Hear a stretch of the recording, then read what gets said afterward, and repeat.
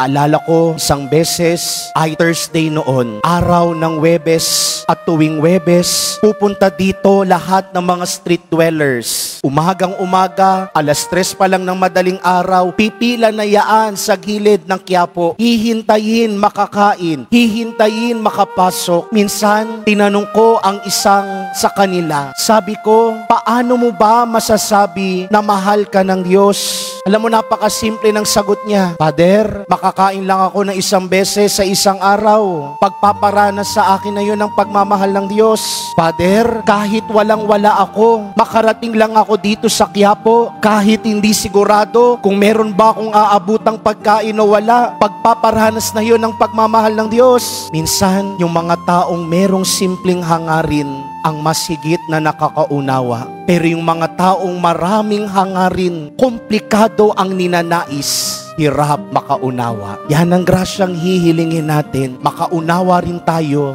katulad ng mga simpleng tao, mga taong itinuturing na aba, mga taong tinuturing dukha, mga taong tinuturing mababa sa lipunan. Hindi mo kailangang maging komplikado. Hindi mo kailangang maghangad ng higit pa sa meron ka, dahil minsan simple lang ang umunawa.